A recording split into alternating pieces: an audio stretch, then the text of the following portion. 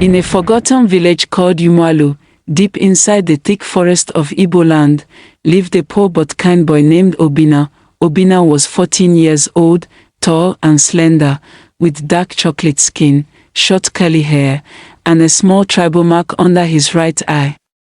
He always wore a faded red wrapper with black patterns tied around his waist, and an old brown leather bag he carried everywhere.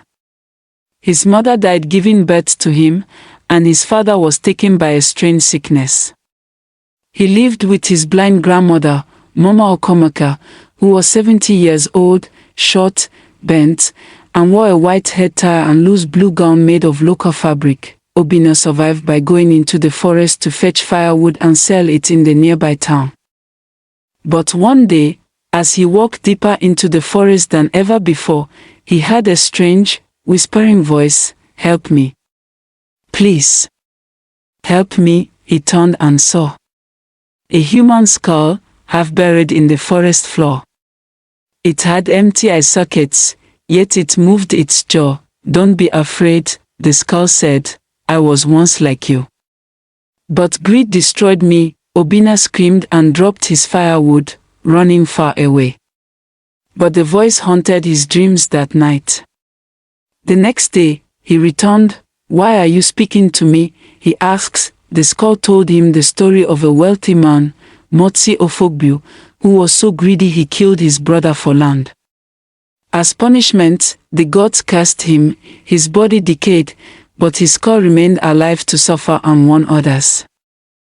The skull begged Obinna to bury it near the sacred river, so its soul could finally rest. Obinna, though terrified, wrapped the skull in a white cloth and walked 3 days to reach the sacred river. On his journey, he was mocked, chased, and even beaten by villagers who thought he was mad, but Obinna never gave up. At the river, he placed the skull on the ground, dug a small hole, and prayed, "May your soul find peace. May your pain end here." As he covered the skull, the skies opened.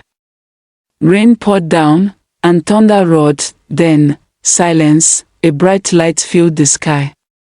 A voice echoed, "Because of your kindness and bravery, you shall never suffer again." Suddenly, the river glowed, and in the water appeared his late mother, smiling. She blessed him. When Obinna returned home, everything changed. His blind grandmother's eyes opened. She could see again. A mysterious bag of gold coins appeared at their doorstep. He used the wealth to build a school, care for orphans, and help the poor in Umualu. Years later, Obinna became a respected chief, Chief Obinna the Brave, known across the land for his heart, not his riches. Moral lesson: no matter how poor you are, kindness and courage can change your destiny.